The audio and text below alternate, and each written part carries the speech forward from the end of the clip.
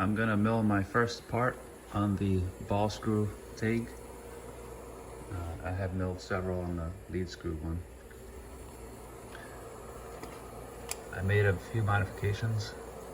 The whole Z is shifted up 2 inches. So you see it used to be down here. And the same with the Y, that's shifted forward 2 inches. So that allows me a lot more room to work and more travel without hitting the column or hitting the ball screw.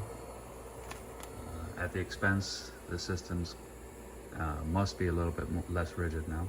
So we're gonna see how it does on this first part. The other modification this has is I put this extra large dovetail in here. The original one, you can see how much thicker it is.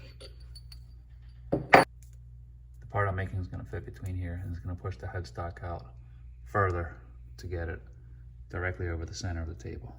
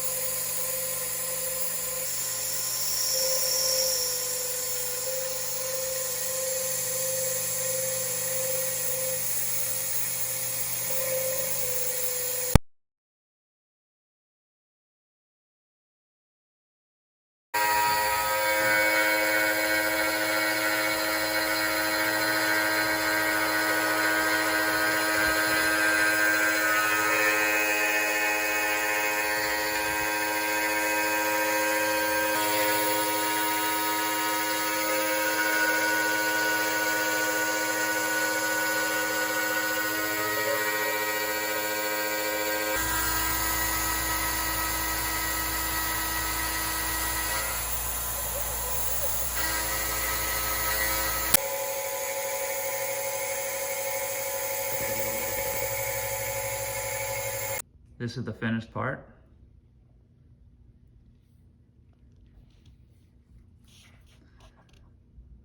This was the front edge in the X direction.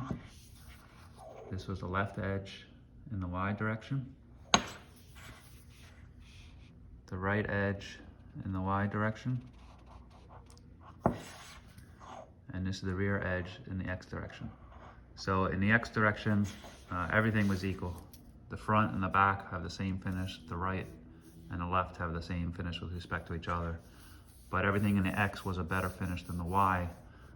I ran into the same thing with the other mill, so I don't think that has anything to do with the overhang that I added.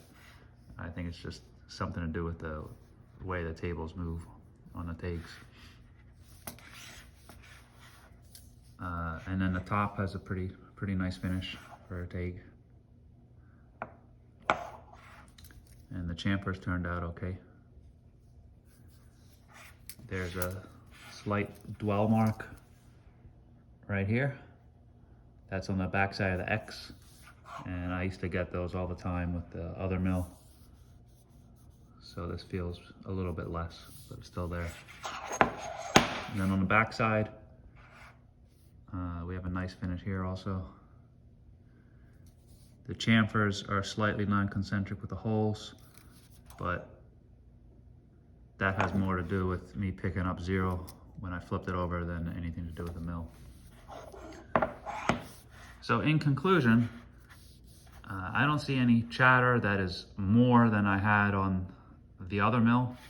So I don't see any detrimental effects of moving the Z up 2 inches and the Y forward 2 inches. This part looks better or the same as anything I did on a lead screw mill that had the stock configuration. So based on this single part, I'd say if you want to do this to your mill, it's definitely worthwhile. You really gain a ton of clearance in the Z for longer tools and in the Y before you hit the, or you don't hit the column. So I would recommend it based on this one part. If anything changes as I make more parts, I'll come back and update.